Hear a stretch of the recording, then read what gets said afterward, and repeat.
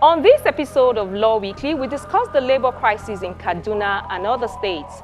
We have the views of senior legal practitioner GT Ogunye. Also showing on the program, the Attorney General of Lagos speaks about the activities of his ministry in the past 2 years, plus the launch of the state's gender-based violence event virtual referral and response service. Hello and welcome to the program. I'm Shola Sheyeli. The recent labor issues in Kaduna got very ugly, with the state governor declaring the NLC president wanted for sabotage and economic crimes. And that's the starting point of my conversation with senior legal practitioner GT Ogunye. Now, Nigeria is supposed to be a democracy anchored on the rule of law and the Constitution. And the Constitution has set up the institution that determines civil disputes, and that's the judiciary.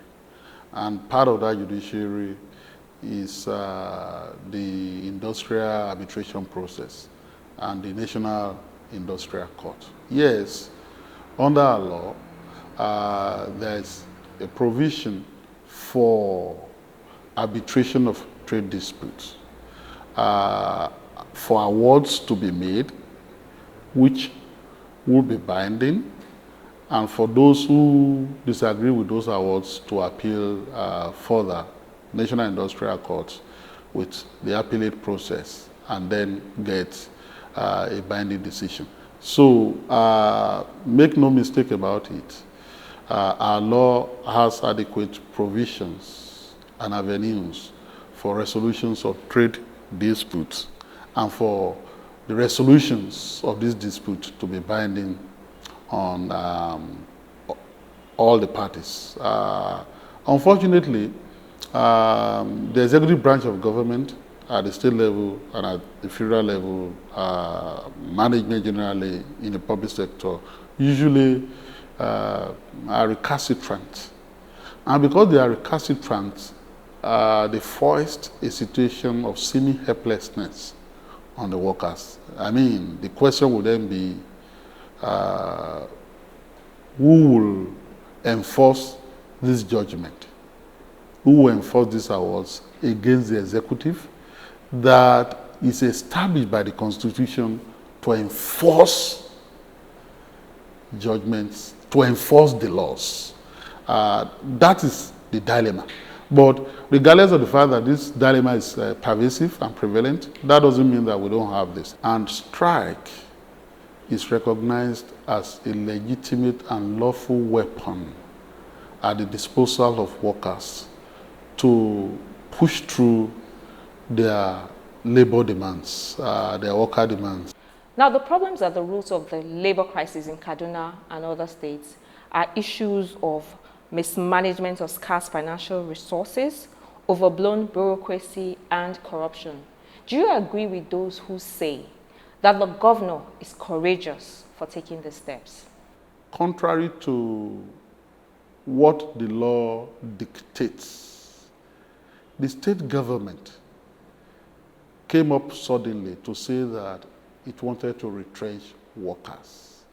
And it started with the campaign that the money being used by workers from the IGR of the state and from the statutory allocation to the state government from the federal purse is just too much, and that the workers are just a little fragment of the entire population, and that therefore it will be in the interest of Kaduna State to retrench those workers.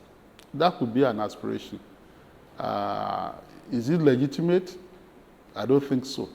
Certainly not lawful. Because these workers that the government, and I don't want to personalize it by saying the government of Kaduna State was saying that it was going to yank off the public service, had their employment, having statutory flavor, meaning that once they enter the public service or the civil service, they have a guaranteed service year or service tenure, and that it's either they will retire when they clock 35 years in service or when they attain 60 years biological age. whichever is earlier. And so, under the public service rules and their conditions of service and all enabling laws, you just can't yank them off except they've committed offenses recognized by law and they are punished duly under the public service rules. It's not a matter of saying that, I've now realized that I'm broke as a state. I don't have money and all that. Even if that were applicable, to say that there's no money to pay and that you are declaring redundancy in the sector, where under the principle of first to come, last to go will apply, you still have to follow the due process. You still have to make a declaration to that effect. And so if there's a collective bargaining agreement or some sort of agreement, the workers will then negotiate this. But what happened was that the governor or the government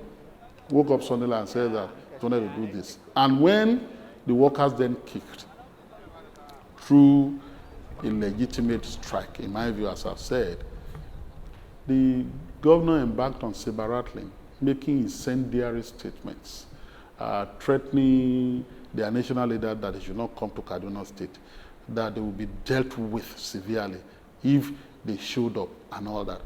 Assuming without conceding that the workers even embarked on the strike unlawfully or illegally. As a government that embodies legality, because when you're wielding an executive authority, you are an implementer of laws. You are the one to enforce the law.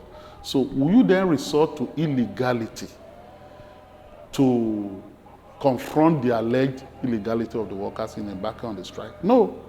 You will declare a dispute, because either party can declare a trade dispute and then look towards the law, look to the law for redress, for adjudication of that dispute.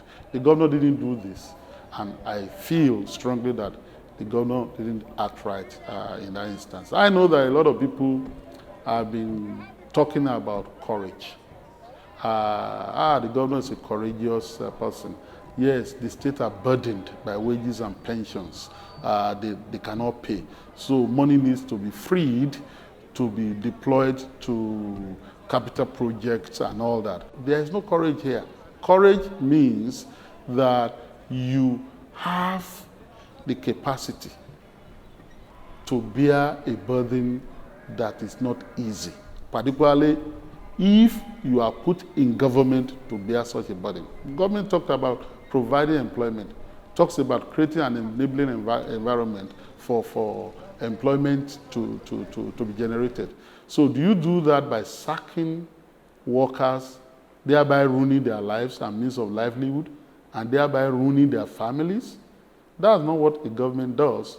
A government elected under the Constitution, we provide that the security and welfare of the people shall be the primary purpose of government. And I'm referring to section 14(2)(b) of the Constitution. So I don't think that the government of Kaduna State acted fairly, legally, and lawfully in this regard. And what we've been told now is that the two parties, after that fight, are now come up. A 10-man committee has been set up. So which should have happened in the first instance? Now, sticking with issues of strike, state governors and the leadership of the Judiciary Staff Union of Nigeria, JUSUN, and the Parliamentary Staff Association of Nigeria, PASAN, have finally entered into agreement on the modalities and timelines for the commencement of full financial autonomy, which is the root crisis of this strike. According to the Minister of Labour and Employment, Dr. Chris Ngige, the governors have studied this document and they are in agreement with it.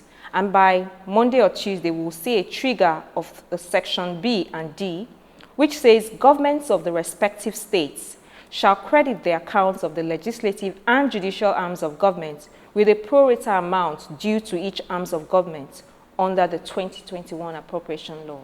Now, do you think that this is a solution that will work?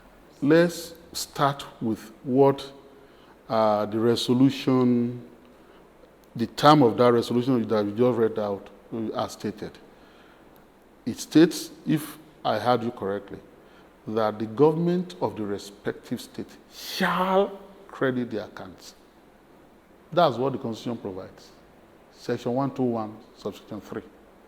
That the amount standing to the credit of the judiciary, which shall be a charge on the Consolidated Revenue Fund of the state, because the states in the federation have their consolidated revenue funds, as well as the federal government that has its own consolidated revenue fund. So this shall be a charge on the consolidated revenue fund of the state, and this amount shall be deducted and then be given to the head of the judiciary of that state. The argument before now has been that the states were not complying with this. There've been litigation, there've been actions and all that.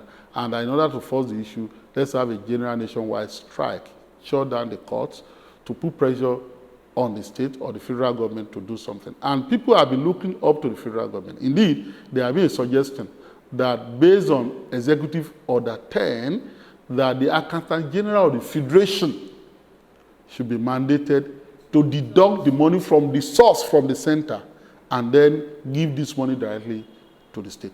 That would be a violation of the Constitution. That would be a further drive of Nigeria on the unitary path, in which case the country will be broken into several administrative centers, fiscally speaking, that will be tied to the almighty center. So the center directly will be giving money to the parliament, it will be giving money to the judiciary, with its attendant implication for cohesion of governance within a state. In a federation, states are units. They enjoy semi-autonomy within their domain. Government is whole, although there are three arms of government. So that provision, that in that term, in the putative agreement that the Minister of Labour spoke about, is the path to tread. But that does not determine or answer all the headaches that will come along the way. We have reservations about these provisions. Yes, I want the judiciary to be independent. I want the legislature to enjoy a degree of independence, but this should be done and worked out within a state. And they should be thought through logically.